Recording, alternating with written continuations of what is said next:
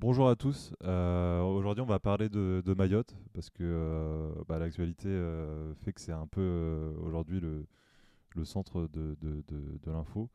Euh, c'est assez dramatique ce qui se passe en ce moment. Il y a eu donc un cyclone qui a traversé l'île avec des vents à plus de 200 km/h. Euh, il y a eu des villes rasées, notamment des bidonvilles proches de la capitale surtout.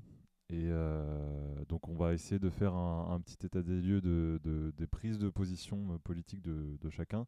Mais avant ça, on va essayer de recontextualiser un peu ça avec une vidéo donc, de Géopoliticus qui nous explique un peu l'histoire de cette île. Et donc on va essayer de la compléter un peu cette vidéo on va essayer d'amener encore un peu plus de contexte si vous voulez bien.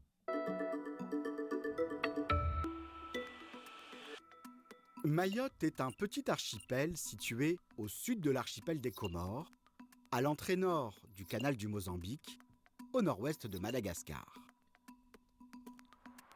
Alors déjà, avant d'aller un peu plus loin, il faut bien se rendre compte de la position stratégique de Mayotte. Il va le développer un peu dans la vidéo, mais c'est un point stratégique notamment pour le commerce maritime mondial. Parce que ça a été longtemps et ça reste encore un point d'accès pour traverser donc ce canal du Mozambique, entre Madagascar et donc le Mozambique, qui permet d'aller jusque vers l'Inde et l'Asie, depuis le sud de l'Afrique et remonter vers l'Europe. Donc c'est aussi un point de passage stratégique, ça l'a été pendant très longtemps et ça le reste encore. Le caractère stratégique de Mayotte et de l'archipel des Comores s'affirme dès le XVe siècle. La route maritime des Indes passe par le canal du Mozambique, qui devient un espace de rivalité entre puissances européennes. Présente à Madagascar depuis le XVIIe siècle, la France prend possession de Mayotte, qui passe sous protectorat à compter de 1841. Alors là, ce qu'il évite de dire, c'est que le reste, donc en gros, c'est un archipel, les Comores. Donc Mayotte passe sous protectorat français parce que, donc il va le dire, mais le sultan de l'île a vendu la terre à la France. Mais le reste de l'archipel était sous domination britannique et c'était un ensemble d'îles donc qui voulaient rester unifiées. Elle est cédée à la France par le sultan Adrian Soli. Vendu pour une bouchée de pain, hein. C'était 5000 francs, c'était une rente de 5000 francs qui était donnée au sultan. Donc vraiment une bouchée de pain à l'époque. Donc après, donc la France a récupéré l'île pour très peu en fait. Et à l'époque, 1841, quand il y a la vente de l'île, on est à l'époque de donc Louis-Philippe, donc on est à l'époque de la Restauration en France après la Révolution, où les rois reviennent en France, avant la période de Napoléon II et de la Troisième République, qui va vraiment terminer la période royaliste, on va dire. En 1886, c'est tout l'archipel des Comores qui passe sous domination française. En 1946, Mayotte Donc en gros, la France récupère la domination, enfin éjecte les Britanniques du reste des îles, des Comores, de l'archipel, et donc prend possession des différentes îles de l'archipel des Comores. et les Comores deviennent un territoire d'outre-mer. Face aux revendications et désaccords planant sur la question de l'indépendance, un référendum est organisé. Donc là, on est en pleine période coloniale entre la Seconde Guerre mondiale, donc 1946, ça devient un territoire d'outre-mer, et 1974, où on fait un référendum sur l'indépendance. Et ça arrive très tard, 1974. L'Algérie est déjà indépendante depuis 10 ans. En décembre 1974. L'archipel vote dans l'ensemble l'indépendance à 94,5%. Mais les habitants de Mayotte choisissent à 63,8% de rester rattachés à la France. Mais en fait, pourquoi le vote contre l'indépendance a été aussi fort aussi? Il y avait un mouvement politique à Mayotte qui était plutôt pour que l'île soit rattachée à la France, et donc c'est eux qui ont fait du lobbying pour pousser les habitants de Mayotte à voter contre l'indépendance, donc en 1974. et donc un mouvement, vous en doutez, qui était financé notamment par la France, par l'État français. Voilà. Les Comores prennent leur indépendance en 1975, tandis que Mayotte reste un territoire d'outre-mer français après un nouveau vote en 1976. Cette scission de l'archipel est condamnée par 102 États à l'ONU. Là, on arrive dans la partie très intéressante, c'est que l'ONU condamne ce que la France fait avec Mayotte. Normalement, là, en fait, on n'est pas dans un cas comme... il y a, dans un livre, il y a un livre qui en parle très bien. Mais en gros, on n'est pas dans un cas comme avec, par exemple, la Kanaki Nouvelle-Calédonie, parce que en fait, l'île est indépendante, la Nouvelle-Calédonie. La Kanaki, c'est une île à part. C'est pas enfin, c'est une île qui fait partie d'un ensemble d'archipels, etc. Mais qui peut être indépendante, alors que Mayotte toute seule aurait du mal à être indépendante. Et l'archipel des Comores, donc ce petit état de trois îles, réclame encore que Mayotte soit rattachée à leur pays. Et la France refuse, puisque elle dit qu'il y a eu des référendums donc, dans les années 70, et qu'aujourd'hui, on va le voir, la France a rattaché Mayotte en faisant de l'île le 101e département euh, de la France. Et donc l'ONU condamne, 102 pays à l'ONU condamnent la scission de Mayotte avec le reste de l'archipel, qui engendre, on va en parler, mais qui engendre donc des gros problèmes sur l'île. L'État des Comores continue depuis de revendiquer sa souveraineté sur l'île. En 2011, par référendum, Mayotte devient le 101e département français. Le rattachement de Mayotte à la métropole ne permet pas de combler les différences de niveau de vie qui persistent. La distance entre Mayotte et la France, c'est 8000 km, juste voilà, à vol d'oiseau, juste pour se faire un ordre d'idée. Mayotte est de loin le département français le plus pauvre. 77% de la population vit sous le seuil de pauvreté. Les pénuries, crises sociales et épidémies. On est à 14% en France de la population qui vit sous le seuil de pauvreté, qui est fixé à 950 ou 980 euros et quelques à peu près. Donc 77% de la population qui vit sous seuil de pauvreté, c'est assez... voilà, ça veut dire quelque chose. Il faut savoir, je crois que sur l'île, la première école maternelle, elle a ouvert ses portes en 92, donc il y a 30 ans. Alors que ça fait depuis 1840 qu'on est là-bas. Les épisodes de violence, conséquences de cette situation, s'y multiplient. L'île reste malgré tout plus développée que les États environnants, ce qui la rend attractive pour les migrants fuyant la misère des très proches Comores, l'un des États les plus pauvres au monde, ou d'Afrique de l'Est. Mayotte connaît ainsi une situation de tension migratoire et démographique. Donc en fait, là on a les deux composantes essentielles qui expliquent en partie, mais en grande partie, la tragédie qui se passe en ce moment là-bas. C'est de un déjà la colonisation de la France, tout simplement, qui a fait de l'île une île tournée, donc toute la production est tournée vers la métropole, donc vers la France. La division du travail est racialisée. Pour trouver du logement, c'est très compliqué. Et en fait, les gens qui habitent à Mayotte, à la base, c'est des Comores, en fait. C'est le même, on va dire à peu près le même peuple. Entre les Comores et Mayotte, c'est la même archipel. Donc quand on parle de migrants comoréens, en fait, c'est leurs voisins. C'est nous qui avons rien à faire là-bas. C'est pas les Comoriens. Les Malgaches, pareil. Voilà. Et en fait, le fait que Mayotte, faut se rendre compte, c'est le 101e département de la France, mais c'est le plus pauvre. Je crois que c'est 36 000 euros en moyenne de PIB par habitant en France métropolitaine. C'est 9 900 euros à Mayotte, donc c'est vraiment minime par rapport au reste de la France. Et pourtant, c'est bien plus élevé. L'écart est encore plus important avec les pays autour. Donc en fait, le fait que Mayotte soit un territoire à part dans cette région, et que ça soit rattaché à la France, fait que ça favorise justement l'immigration. C'est logique. En 10 ans, les 10 dernières années, la population de Mayotte a doublé. Quand la France est arrivée, il y avait 3 000 habitants. Il y a 10 ans, il y avait 150 000 habitants. Aujourd'hui, on a plus de 300 000. Euh, Moi, je ne suis pas contre l'immigration, c'est pas le problème, mais juste qu'il faut se rendre compte que dans un territoire où il y a déjà 77% de la population qui est sous le seuil de pauvreté, en 10 ans, la population double. Il y a la moitié de la population qui a moins de 17 ans.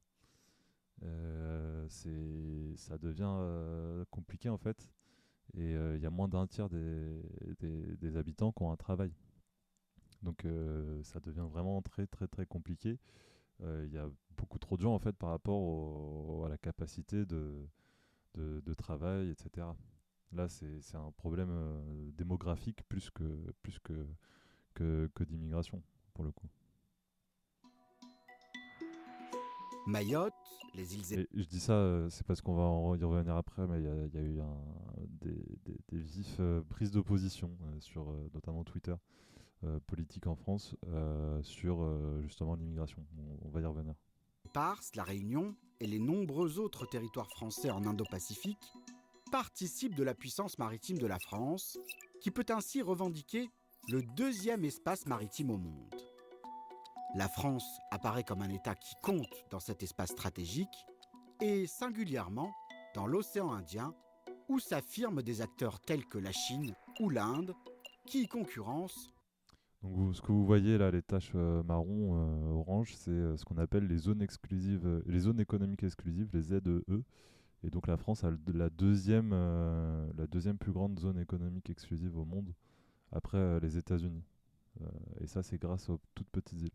Et donc oui, ça, c'est alors, point de vue étatique, ça a un intérêt stratégique énorme parce que ça permet de récupérer des ressources gazières, pétrolières, etc. Sous la mer. Et donc la France tient à ces petites îles. C'est pour ça qu'ils sont aussi répressifs, notamment avec Mayotte, notamment avec la Nouvelle-Calédonie. C'est parce que c'est des îles ultra, ultra stratégiques pour l'État. Et bon, on ne soutient pas ces démarches, hein. Mais il faut bien comprendre pourquoi la France, en tant qu'État, continue à avoir ces actions qui sont apparentées à du colonialisme, en fait, qui sont une forme de colonialisme, ce qu'on appelle le néocolonialisme.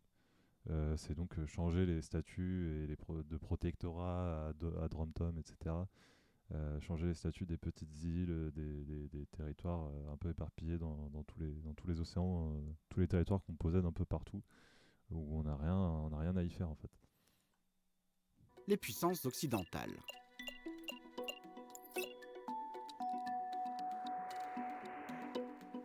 Le canal du Mozambique est une route marchande majeure qui connaît un renouveau avec le développement des ports d'Afrique orientale et australe et la découverte d'hydrocarbures dans la région. Par ailleurs, la présence française à Mayotte permet à Paris de conforter ses positions alors qu'elle voit sa souveraineté contestée par Madagascar, Maurice et les Comores sur les îles Éparses. L'espace maritime de ces îlots inhabités pourrait s'avérer riche en hydrocarbures.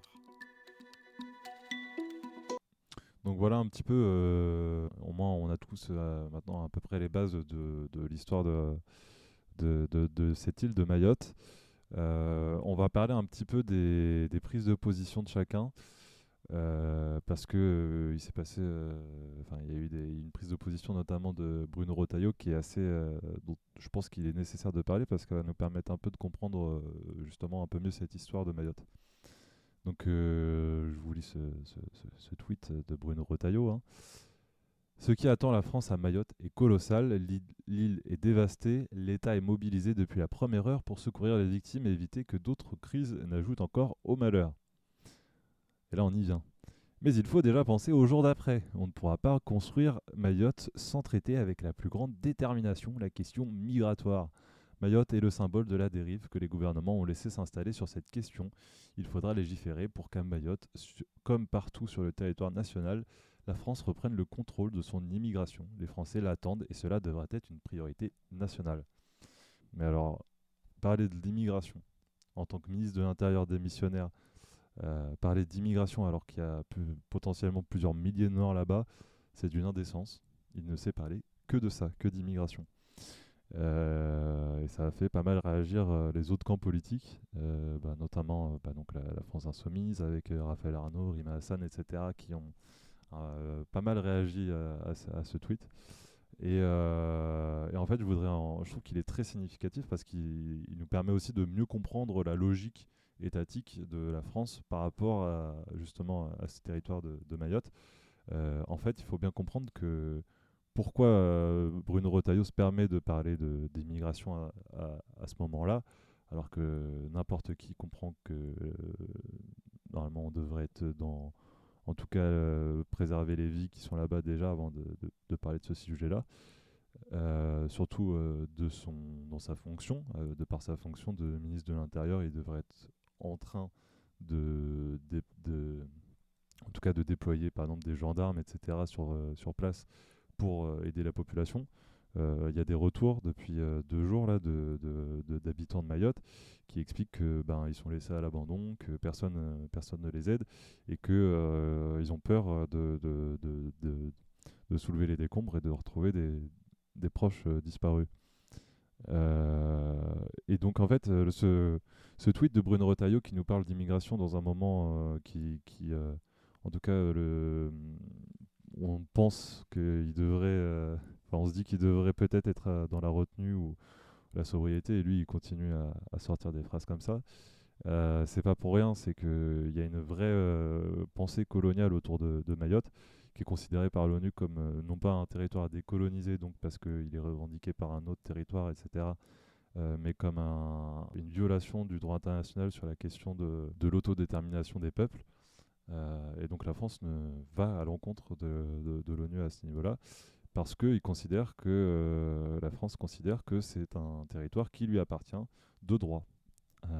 Donc là, déjà, il y a tout un passé colonial qui explique cette position de la France, des questions stratégiques, comme on l'a vu. Et puis, il faut bien se rendre compte de la violence de la colonisation là-bas, où c'est aujourd'hui quand même le territoire le plus pauvre qui appartient à la France. Et au-delà de ça, il y a donc la scission. Il faut bien comprendre que la scission de Mayotte avec le reste de l'archipel des Comores donc a fait monter l'immigration, logiquement, puisque le territoire a donc eu un niveau de vie plus élevé parce qu'il appartenait à la France. Mais en fait, ça a fait que entasser des populations alentours dans des bidonvilles sur l'île. Et c'est ce qui a notamment amené à autant de morts et autant de dégâts sur l'île, c'est que les habitations n'étaient pas faites pour résister, même à des vents moins puissants que ça. Et donc c'est notamment donc, la position de la France Insoumise sur ce sujet-là, dont on n'a pas arrêté d'entendre que Jean-Luc Mélenchon aurait eu des positions, des propos politiques, avec une vision politique sur un sujet politique, alors qu'il a juste dit que oui, en fait, c'est un drame et que l'État est en cause puisqu'il a laissé des bidonvilles s'installer sans rien faire, à part une réponse répressive. Parce qu'il faut le rappeler quand même qu'il y a 6 mois à peu près, il y a eu des énormes émeutes à Mayotte, et que la France notamment avec Gérald Darmanin comme ministre de l'Intérieur, la France a répondu de manière très répressive en envoyant plus de 1000 gendarmes sur l'île pour mater les révoltes. Donc c'est un peu la même situation qu'en Nouvelle-Calédonie, sauf que là on a une population encore plus précaire et une jeune population en plus. Et donc il va falloir attendre quelques jours encore pour savoir le bilan final, définitif, des disparus, des blessés et des personnes mortes sur l'île de Mayotte. Mais en tout cas, ouais, il y a vraiment des prises de position. Je vous conseille d'aller voir un peu ce qui se passe sur Twitter ou autre. Il y a vraiment des prises de position donc racistes, avec une logique coloniale. Je pense pas que Bruno Retailleau se permettrait de parler d'immigration s'il y avait eu un cyclone qui avait dévasté, je sais pas moi, Nice, la Côte d'Azur ou l'Alsace ou je sais pas quoi. Je pense qu'il aurait été peut-être direct sur place, et notamment François Bayrou aussi, qui aurait pu aller là-bas, plutôt que d'aller au conseil municipal de Pau. Donc c'est vraiment montrer en fait ce personnel politique là en tout cas montre à quel point il se fiche de cette question et à quel point il la traite d'une manière justement néocoloniale et de manière raciste.